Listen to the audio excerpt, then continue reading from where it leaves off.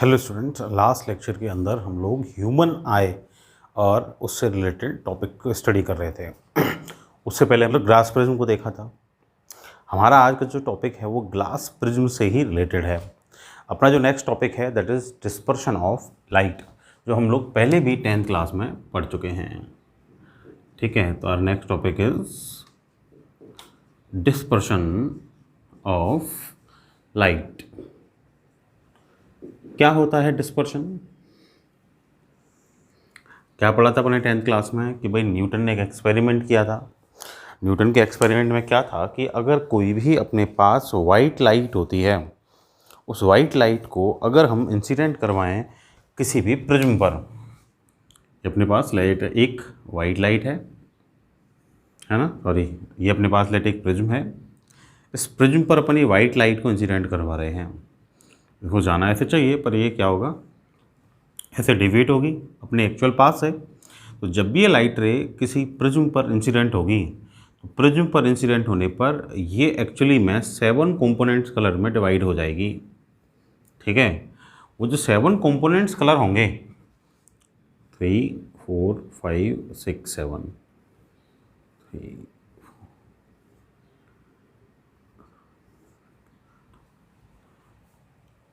ठीक है। तो इस तरह ये 7 कलर्स में डिवाइड होगी। ये जो 7 कलर्स में वाइट लाइट के डिवाइड होने की फिनोमेना है, इसी को अपन बोलते हैं डिस्पर्शन ऑफ लाइट। ठीक है, तो डिस्पर्शन ऑफ लाइट क्या है, ऐसा हो क्यों रहा है? एक्चुअली में क्या है, जो वाइट लाइट है ना, वाइट लाइट 7 कंपोनेंट्स कलर से मिलके बनी हुई होती है। वाइट लाइट के अंदर कितने कलर के कंपोनेंट होते हैं? 7 कलर के कंपोनेंट होते हैं। कौन कौन से? ये 7 कलर के कंपोनेंट्स होते हैं, violet, indigo, blue, green, yellow, orange and red. ये 7 कलर से मिलके वाइट लाइट बनी होती है। ठीक है, ये कंपोनेंट्स हैं वाइट लाइट के। तो जब भी वाइट लाइट रे किसी प्रिज्म पर इंसिडेंट होगी, तो वो हमेशा इसके कंपोनेंट्स कलर में ब्रेक हो जाएगी। तो वाइट लाइट के अपने कंपोनेंट्स कलर में ब्रेक होने की जो फिनोमेना होती है, इसी फिनोमेना को अपन बोलते हैं डिस्पर्शन ऑफ लाइट। ठीक है, अब ये जो डिस्पर्शन होगा ये प्रिज्म में हो रहा है, ये रिफ्रैक्शन की वजह से होगा। ठीक है, क्यों होगा? क्योंकि अपन ने वहाँ ये पढ़ा था कि जो डेल्टा होता है, डेविएशन जो होता है, that is angle A and नीटा -1, means delta is directly proportional to नीटा। ऐसा होगा, है ना। और अपन को पता है नीटा is inversely proportional to lambda, that means delta directly proportional to नीटा is inversely proportional to lambda. अब हमको पता है कि हर एक कलर की लाइट का लैम्डा मीन्स वेवलेंथ डिफरेंट होता है। हमको पता है कि मैक्सिमम जो वेवलेंथ है वो किसका है? रेड का। मिनिमम जो वेवलेंथ है वो किसका है? वायलेट का। ठीक है, तो इसका मतलब रेड का जो वेवलेंथ है वो वायलेट की वेवलेंथ से क्या होगा? ग्रेटर होगा। ठीक है, अपने पास इलेक्ट्रोमैग्नेटिक वेव्स 11th क्लास में केमिस्ट्री में हमने पढ़ी हैं। ठीक है, वे जो 7 कंपोनेंट्स में कलर लिख रहा हूँ, VIBGYOR, this is violet, this is indigo, this is blue, this is green, this is yellow, this is orange, this is red.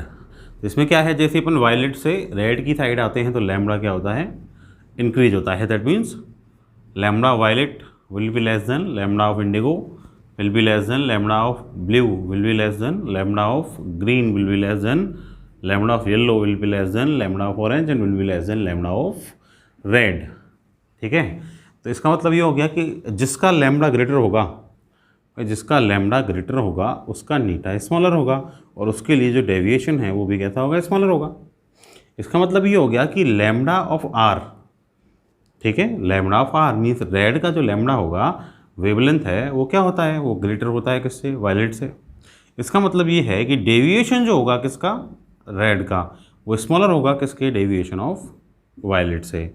इसका मतलब ये हो गया कि भाई जब 7 डिफरेंट कलर्स की लाइट हैं, उनके लिए सबके लिए लैम्डा डिफरेंट है, सबका delta means angle of deviation भी कैसा होगा? डिफरेंट होगा। ठीक है, जिसमें रेड कलर का डेविएशन सबसे कम होगा और वायलेट कलर का डेविएशन सबसे ज़्यादा होगा। मतलब रेड से ग्रेटर डेविएशन होगा, ऑरेंज का उससे ग्रेटर डेविएशन होगा, येलो का उससे ग्रेटर डेविएशन होगा, ग्रीन का उससे ग्रेटर होगा, ब्लू का उससे ग्रेटर, इंडिगो का और उससे ग्रेटर वायलेट का। मतलब सबसे ज़्यादा जो डेविएशन होगा वो वायलेट कलर की लाइट का होगा। दैट मीन्स अगर इस डायग्राम को मैं बनाऊँ वापस से, ठीक है, डेविएशन के अकॉर्डिंग, देखो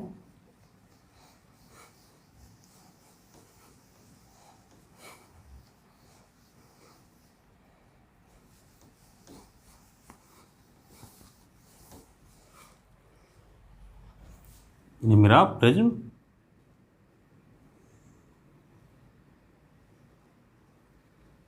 ठीक है, ये एंगल मेरा ए, ये बी एंड और ये सी एंड, ठीक है। तो ये मेरी लाइट आ रही है, white light, this is its actual path, ठीक है। तो एक्चुअल पाथ से सबसे कम जो डेविएशन होगा वो किसका होगा, रेड का, ठीक है, ये इधर से और ये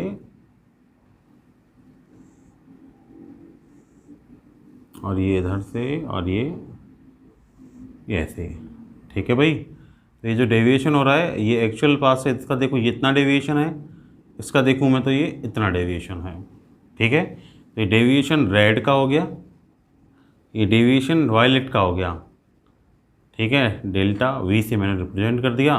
तो deviation of red is smaller than deviation of violet, ठीक है। तो डिफरेंट कलर्स के लिए लाइट डिफरेंट एंगल से डेविएट होती है प्रिज्म पे, इसीलिए प्रिज्म क्या करता है, वाइट लाइट को 7 कंपोनेंट्स कलर में डिवाइड कर देता है, और उसी फिनोमेना को अपन क्या बोल रहे हैं, डिस्पर्शन ऑफ लाइट बोल रहे हैं। आगे बात समझ में, ठीक है। अब इस डिस्पर्शन से रिलेटेड कुछ टर्म्स हैं, उनको अपन स्टडी करते हैं, जिसमें फर्स्ट है एंगुलर डिस्पर्शन। देखो क्या होता है एंगुलर डिस्पर्शन।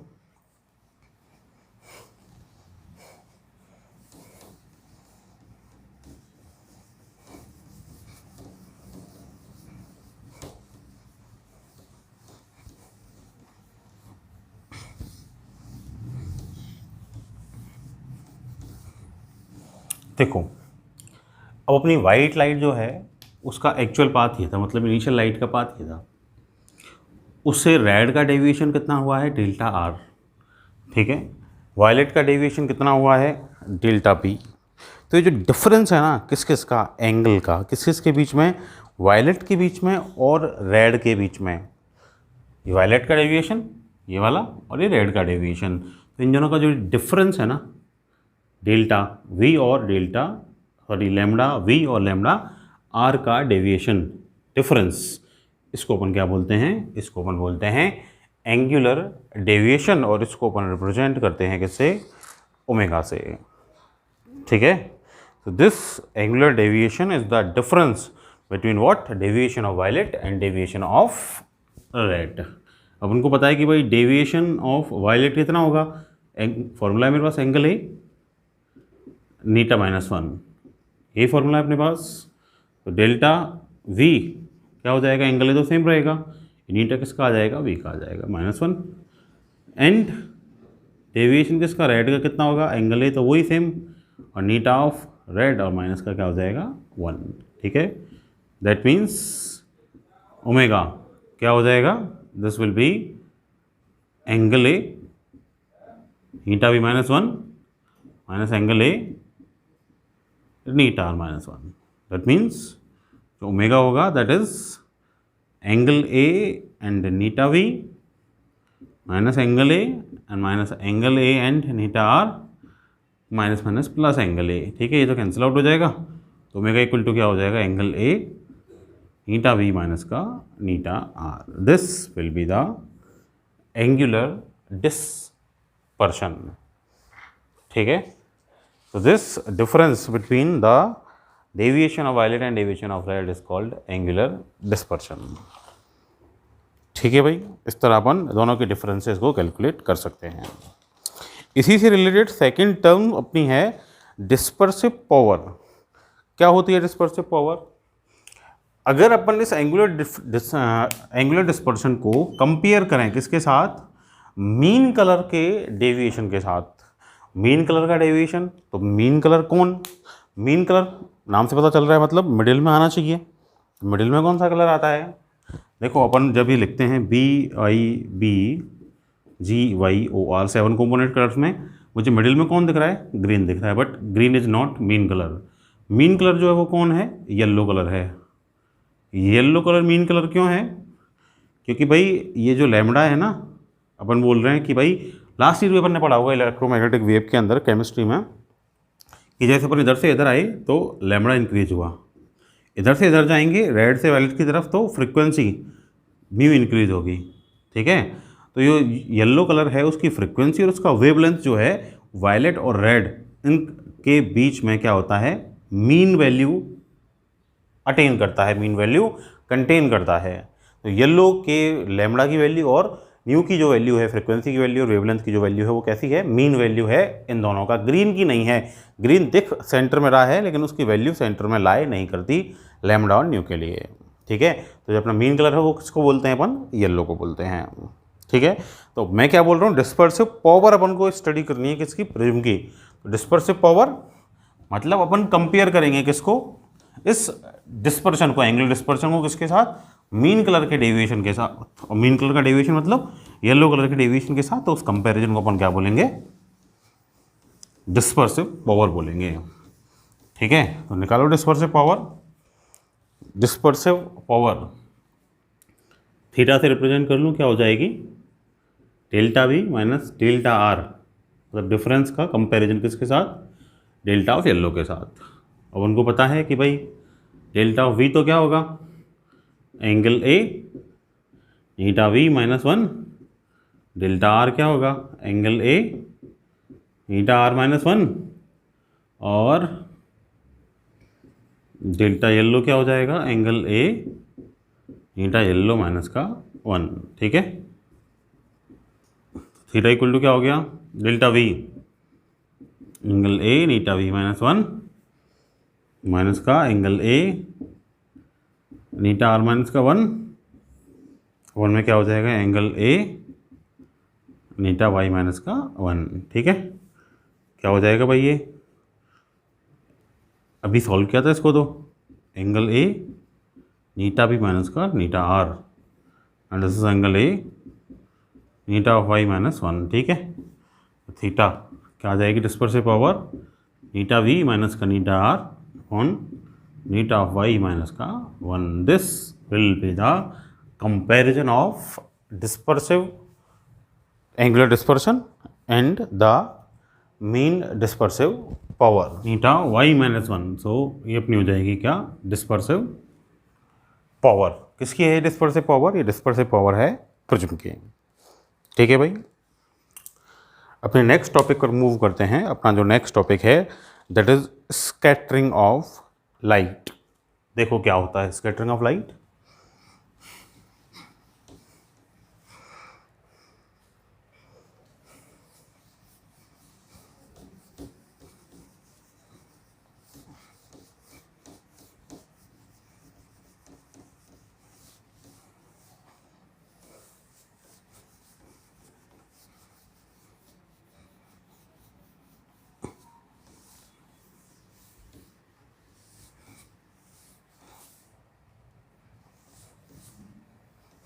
देखो नेक्स्ट टॉपिक इज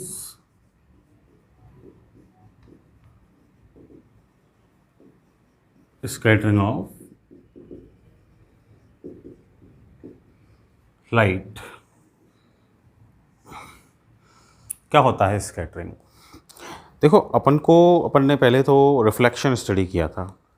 ठीक है, अब जब रिफ्लेक्शन स्टडी किया था, रिफ्लेक्शन में अपन ने क्या देखा था कि जब भी लाइट रे किसी रिफ्लेक्टिंग सरफेस पर इंसिडेंट होती है, ये रिफ्लेक्टिंग सरफेस इस पर जब इंसिडेंट होती है तो क्या होता है कि अगर ये मीडियम, ये जो रिफ्लेक्टिंग सरफेस है ना, अब ये एक मीडियम है, ये दूसरा मीडियम जिससे भी बनी होगी अपनी रिफ्लेक्टिंग सरफेस, तो ये क्या कर रही है? ये एक नॉन ट्रांसपेरेंट ओपेक मीडियम पे जाकर इंसिडेंट हो रही है अपनी लाइट रे, तो क्या कर जाती है? उसी मीडियम में बाउंस बैक कर जाती है जिस मीडियम से वो आई थी, तो इसको अपन रिफ्लेक्शन बोलते थे। अच्छा, रिफ्लेक्शन की जो फिनोमेना है ना, वो तब पॉसिबल है जब ये जो रिफ्लेक्टर है ना, रिफ्लेक्टर इसका जो साइज़ है ना वो लाइट की वेवलेंथ से ग्रेटर हो तो रिफ्लेक्शन होता है।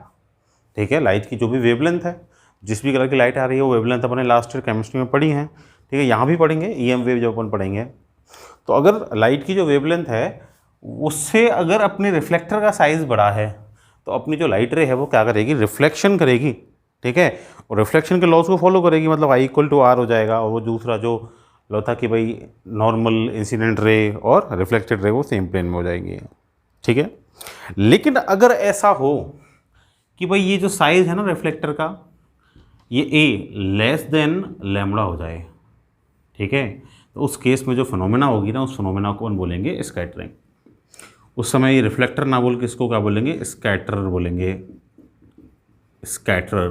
दैट मीन्स अगर स्कैटरर का साइज़, ऑब्जेक्ट का साइज़ अगर लाइट के वेवलेंथ से स्मॉलर है तो जो फिनोमेना अपन को देखने को मिलेगी वो फिनोमेना देखने को मिलेगी क्या, स्कैटरिंग। कहाँ देखने को मिलती है ये साइज़ A वेवलेंथ से कम कम मिलेगा, किन किन का होता है, एयर पार्टिकल्स का हो सकता है, ठीक है, डस्ट पार्टिकल्स का हो सकता है, ठीक है, गैस मॉलिक्यूल्स का हो सकता है, ठीक है, इन सब का साइज़ जो है, और भी कोई चीज़ें हो सकती हैं, पॉल्यूटेंट्स हो सकते हैं नेचर के अंदर डिफरेंट, है ना। तो वो सारे के साइज़ जो होते हैं वो लाइट की वेवलेंथ से कैसे होते हैं, स्मॉलर होते हैं। ठीक है, अब लाइट की वेवलेंथ से स्मॉलर होते हैं तो क्या होता है कि देखो, अच्छा ये जो फिनोमेना है ये रेले साइंटिस्ट था, RAYLEIGH रेले, इसने बताया था। ठीक है, इसने क्या बताया कि मान लो कोई ऑब्जेक्ट है जिसका size A is less than lambda है, उस पर क्या होगा, लाइट इंसिडेंट होगी। तो ये क्या करता है, ये इस लाइट को एब्जॉर्ब कर लेता है, ये लाइट एनर्जी को एक्वायर कर लेता है, ले लेता है। ठीक है, लेने के बाद क्या करता है, ये लेने के बाद ये वाइब्रेट करने लगता है। ठीक है, और वाइब्रेट जब ये करता है तो वाइब्रेट करने के बाद क्या करता है, ये इसको री रेडिएट करता है। क्या करता है, री रेडिएट मतलब ऐसे छोड़ देता है। अब जो ये री रेडिएशन होता है ना, ये कैसे होता है, ये रैंडम डायरेक्शन में होता है, मतलब कोई डायरेक्शन फिक्स नहीं है। रिफ्लेक्शन में तो क्या होता था, आई पे आएगा तो आई पे जाएगा, जितने पे आएगा उतने पे जाएगा, थीटा पे आ रहा है तो थीटा पे जाएगा, I=R होता था। ठीक है, यहाँ ये जो री रेडिएट करता है ना, वाइब्रेट करने के बाद मतलब खुद एक्वायर कर लेगा इस एनर्जी को। अब एक्वायर कर लेगा तो एक्स्ट्रा है, तो वाइब्रेशनल का एनर्जी में कन्वर्ट होगी, वाइब्रेट करेगा, थोड़े टाइम के बाद रिलीज़ कर देगा। जब रिलीज़ कर देगा तो इस रिलीज़ होने को अपन क्या बोल रहे हैं, री रेडिएट हो रहा है। री रेडिएट कैसे होता है, रैंडम डायरेक्शन में होता है। तो रैंडम डायरेक्शन में मतलब ये लाइट रे किधर भी जा सकती है, तो जब किधर भी जाएगी तो अपन रिफ्लेक्शन के लॉज को ये फॉलो नहीं करेगी। ठीक है, तो ये जो फिनोमेना है इसी को अपन क्या बोलते हैं, स्कैटरिंग बोलते हैं। ठीक है, अब रेले ने ये बताया था कि जो स्कैटरिंग की पावर है ना, वो लैम्बडा वेवलेंथ के इन्वर्सली प्रोपोर्शनल होती है, मतलब वेवलेंथ जितना ज़्यादा होगा स्कैटरिंग उतनी कम होगी। ठीक है, इसका मतलब हो गया 7 कलर की लाइट अपने पास है, लैम्बडा वायलेट से लेकर लैम्बडा ऑफ रेड तक। इसका मतलब लैम्बडा ऑफ रेड का जो स्कैटरिंग है वो कैसी होगी, वो मिनिमम होगी, है ना। वायलेट कलर की जो लाइट है उसकी स्कैटरिंग कैसी होगी, वो मैक्सिमम स्कैटरिंग होगी। ठीक है, क्यों, क्योंकि लैम्बडा के इन्वर्सली प्रोपोर्शनल है क्या, अपनी स्कैटरिंग। ठीक है, किसने बताया, ये रेले ने बताया। तो इसके कुछ एग्जाम्पल्स अपन ने नेचर में देखे हैं। कौन कौन से एग्जाम्पल्स देखे हैं, स्कैटरिंग के एग्जाम्पल देखे हैं अपन ने। ठीक है, जैसे कि एप्लीकेशन, एक तो ब्लू कलर ऑफ स्काई, ये इसी का एग्जाम्पल है, ब्लू कलर ऑफ स्काई। कैसे दिखता है स्काई का ब्लू कलर, देखो होता ये है कि ये अपनी अर्थ है ना, ये इसका एनवायरनमेंट है, यहाँ सन है, ठीक है, यहाँ से लाइट आ रही है, वाइट लाइट आ रही है ना हमसे, तो ये लाइट आती है, ये अपने एनवायरनमेंट में एटमॉस्फेयर में एंटर करती है लाइट। जब अपने एटमॉस्फेयर में ये लाइट एंटर करती है तो क्या होता है कि अपने एटमॉस्फेयर में क्या क्या हैं, एयर पार्टिकल्स भी हैं, डस्ट पार्टिकल्स भी हैं, गैस मॉलिक्यूल्स भी हैं, है ना, पॉल्यूटेंट्स भी हैं, ये सब हैं। तो ये क्या करते हैं, ये अपने नेचर के अंदर एंटर करने वाली सनलाइट का स्कैटरिंग करते हैं, लाइट डस्ट पार्टिकल्स वगैरह। जैसे डस्ट पार्टिकल पे आई इधर से ऊपर, इनमें इंसिडेंट हुई, इंसिडेंट होने के बाद वो क्या करती है, ऐसे री रेडिएट हो जाती है रैंडम डायरेक्शंस में। ठीक है, मतलब वो लाइट फैल जाती है। अब वो फैल जाती तो क्या होता है, ये आई अब ऐसे अच्छा, इसमें भी क्या वाइट लाइट है, ये VIBGYOR, ठीक है। तो सबसे पहले ये 7 कंपोनेंट्स हैं वाइट लाइट के अंदर। अब इसमें भी लैम्बडा किसका स्मॉलेस्ट है, V का, वायलेट का। मतलब सबसे पहले इसकी स्कैटरिंग होगी, फिर इंडिगो की स्कैटरिंग होगी, फिर ब्लू की स्कैटरिंग होगी, फिर ग्रीन की होगी, फिर येलो की होगी, फिर ऑरेंज की होगी, सबसे लास्ट में स्कैटरिंग किसकी होगी, रेड कलर की स्कैटरिंग होगी, ठीक है। अब रेड कलर की स्कैटरिंग होगी तो क्या होगा कि भाई देखो, ये लाइट एंटर कर रही है जब एटमॉस्फेयर में, तो ये वायलेट, इसकी स्कैटरिंग हो गई, ये वायलेट कलर फैल गया एनवायरनमेंट में, है ना, वापस अपन को ऊपर दिखने लग गया। अपने जो डस्ट पार्टिकल्स हैं, एयर पार्टिकल्स हैं, वो स्क्रीन की तरह वर्क करेंगे, तो वो अपन के वायलेट कलर उन पर दिखने लग गया अपन को। उसके बाद इंडिगो का नंबर आ गया, इंडिगो भी ऐसे ही यहाँ से स्कैटर होने लग गया, ठीक है। तो अपने आई तक जब लाइट आई ना, जब तक, तब तक क्या हुआ कि ये जो ब्लू से मिलते जुलते हुए कलर हैं, वायलेट, इंडिगो, ब्लू, इन सब की क्या हो जाती है, स्कैटरिंग हो जाती है। अच्छा, ऐसा भी माना जाता है कि जो सन से आने वाली वाइट लाइट है ना, उसमें जो ब्लू कलर की लाइट है वो अदर कलर से 10 टाइम्स मोर है, मतलब ब्लू कलर की लाइट ज़्यादा है, ब्लू कलर का कंपोनेंट जो है वो ग्रेटर है। तो ये ब्लू कलर की लाइट क्या हो जाती है, ये आसमान में ऐसे स्कैटर होकर फैल जाती है। तो अपन यहाँ से जब इसको देखते हैं ना, ये यहाँ से जब अपन इसको देख रहे हैं, ये अपनी आई लगा के, तो यहाँ से जब अपन इसको देख रहे हैं अर्थ से, तो अपन को ये जो डस्ट पार्टिकल्स हैं, पॉल्यूटेंट्स हैं, एयर पार्टिकल्स हैं, गैस मॉलिक्यूल्स के पार्टिकल्स हैं, गैस मॉलिक्यूल्स हैं, सब पे यही वायलेट, इंडिगो, ब्लू कलर की लाइट दिख रही है, जो यहाँ से क्या हुई है, इनसे स्कैटर हुई है। इसीलिए अपन को ऊपर देखने पे स्काई कैसा दिखता है, ब्लैक कलर का दिखता है। एक्चुअली में ये कलर वहाँ है नहीं, ये एक्चुअली में जो लाइट अपन को दिख रही है वो कौन सी लाइट है, जो स्कैटर हुई है अपने एटमॉस्फेयर के छोटे छोटे पार्टिकल्स से, ठीक है। और क्या एग्जाम्पल हो सकता है स्कैटरिंग का, एक एग्जाम्पल हो सकता है कि भाई अपना सन जो है ना, वो अपन को रेडिश दिखता है। कब दिखता है, सनसेट के टाइम भी और सनराइज़ के टाइम भी, ठीक है। तो सेकेंड एग्जाम्पल वैसा क्यों दिख रहा है, वो देखो। Second example is sun looks reddish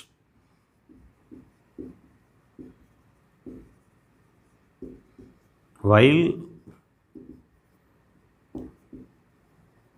sunset and sunrise, ठीक है। यही फिनोमेना हो रही है सेम। हो क्या रहा है कि वही अपना अर्थ, अपना एटमॉस्फेयर, ठीक है। तो क्या हो रहा है कि जब देखो दिन में तो जो अपना सन था वो जस्ट अबव था, ऊपर था, तो सन क्या है, लेस डिस्टेंस कवर करके और अपनी आइज तक आ जाता है। और सनसेट और सनराइज़ के टाइम क्या है, मान लो सनसेट में यहाँ आ गया, ठीक है, यहाँ है, इसको हमारी आइज तक लाइट को पहुँचने में मोर डिस्टेंस कवर करना पड़ेगा। मोर डिस्टेंस कवर करना पड़ेगा मतलब ये मोर डस्ट पार्टिकल्स, मोर गैस मॉलिक्यूल्स, मोर पॉल्यूटेंट्स से पास होगा, ठीक है।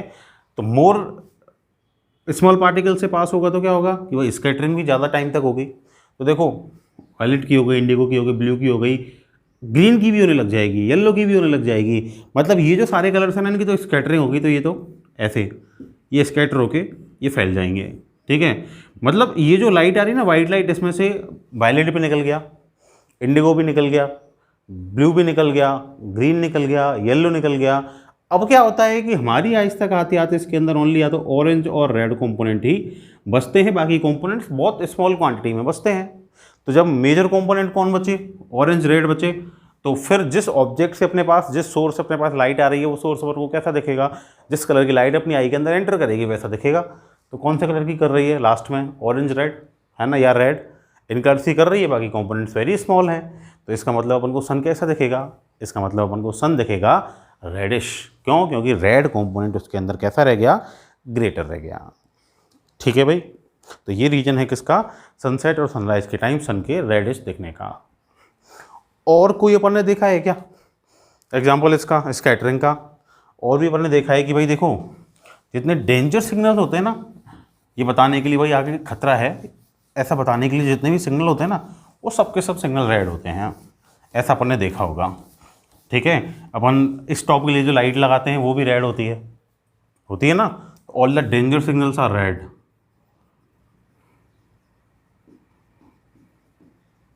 है ना। या अपन को कहीं दूर से किसी को ध्यान दिलाना हो तो उसके ऐसे कलर का सिग्नल लगाते हैं अपन, रेड कलर का फ्लैग लगाते हैं, जिससे दूर से सबको दिखे, ठीक है। ऐसा क्यों है भाई, सिंपल सी बात है कि लैम्बडा रेड का कैसा है, मैक्सिमम, पता है ना अपन को, मैक्सिमम है। और अपन को पता है कि भाई स्कैटरिंग जो होती है इसकी,